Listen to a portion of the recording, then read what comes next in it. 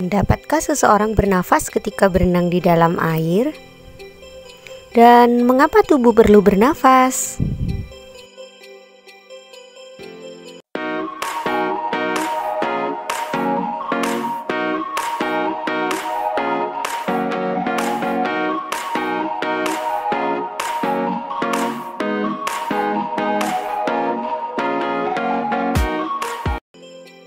Baik, anak-anak hebat, kembali lagi bersama Bu Nanda di channel Ruang Belajar, sarana pendukung generasi hebat penerus bangsa.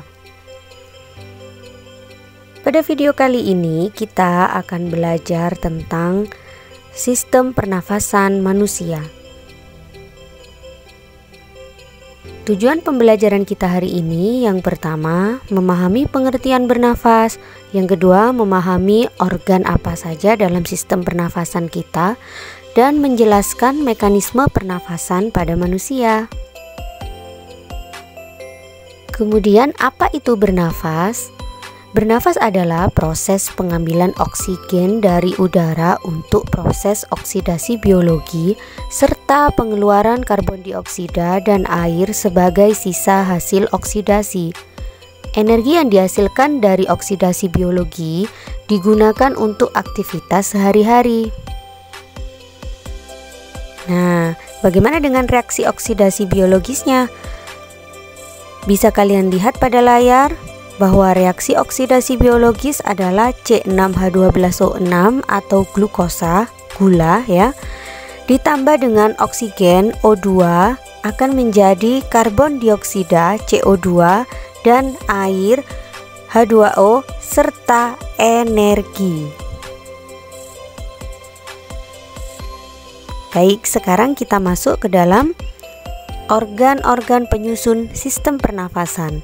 Yang pertama bisa kalian lihat di sini adalah rongga hidung, kemudian ada faring, laring, kemudian trakea atau cabang tenggorokan, kemudian masuk ke paru-paru ada bronkus, bronkiolus, dan alveolus. Selanjutnya kita bahas satu persatu mengenai organ-organ penyusun sistem pernafasan manusia. Yang pertama, hidung. Di hidung terdapat rambut halus dan selaput lendir yang berfungsi menyaring udara yang masuk dari debu atau benda yang lainnya. Yang kedua, dalam hidung juga terjadi penyesuaian suhu dan udara. Yang kedua adalah faring. Faring adalah saluran yang melanjutkan hidung ke laring sebagai jalur masuk udara dan makanan. Faring juga sebagai ruang resonansi suara dan tempat tonsil. Bisa kalian lihat pada gambar.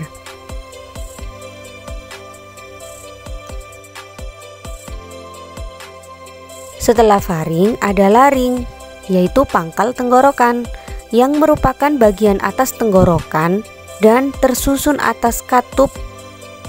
Katup ini namanya epiglotis dan sejumlah tulang rawan yang membentuk jakun. Di dalam jakun terdapat selaput suara yang terdiri dari dua lipatan yang sangat elastis, yaitu pita suara.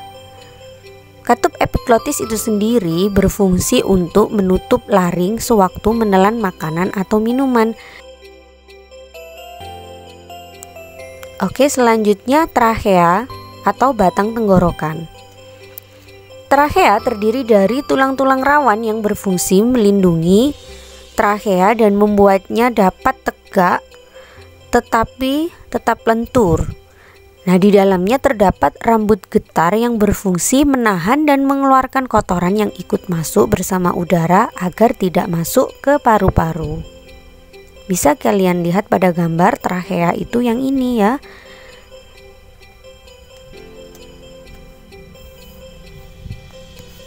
Selanjutnya bronkus dan bronkiolus. Bronkus merupakan percabangan trakea yang masing-masing memasuki paru-paru kanan dan paru-paru kiri. Bronkus memiliki bentuk tulang rawan yang tidak teratur tetapi berselang-seling dengan otot polos. Sedangkan bronkiolus merupakan cabang-cabang kecil dari bronkus, di mana pada ujung-ujungnya terdapat gelembung-gelembung yang sangat kecil dan berdinding tipis seperti alveolus. Kemudian paru-paru itu sendiri bisa kalian lihat pada gambar ya.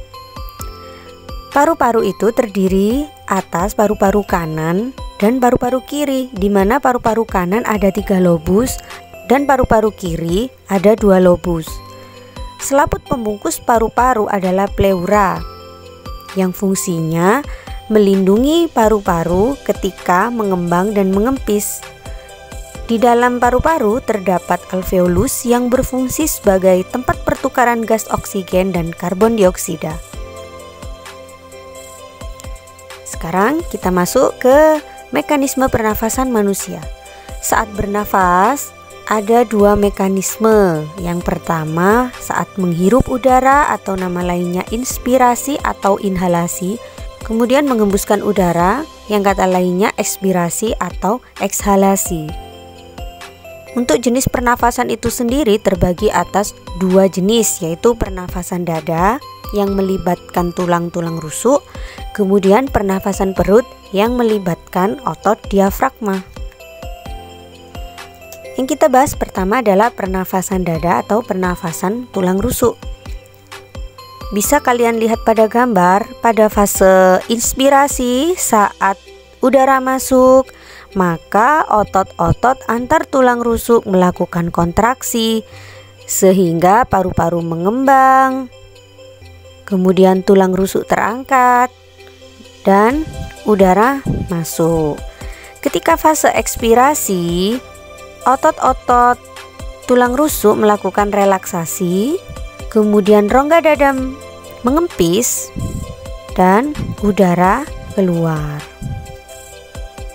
Selanjutnya, pernafasan perut, di mana pernafasan perut ini ketika fase inspirasi, maka otot diafragma akan berkontraksi, diafragma mendatar dan volume rongga dada membesar. Pada saat inilah udara akan masuk. Dan pada fase ekspirasi, otot diafragma berelaksasi, otot perut kontraksi, diafragma melengkung ke rongga dada dan volume rongga dada mengecil. Nah, pada saat inilah udara keluar.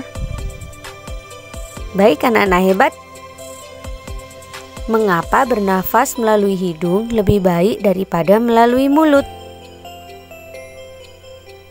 Nah, dan juga untuk lebih memahami materi yang sudah kita pelajari hari ini, kalian dapat mencoba mengerjakan pada link soal berikut, atau bisa kalian buka pada kolom deskripsi, langsung klik pada link penilaian untuk bisa mengerjakan soal-soal latihan evaluasi pada materi sistem pernafasan manusia. Baik anak-anak hebat, terima kasih atas perhatiannya. Demikian penjelasan dari Bu Nanda. Sampai ketemu lagi di video selanjutnya. Wassalamualaikum warahmatullahi wabarakatuh.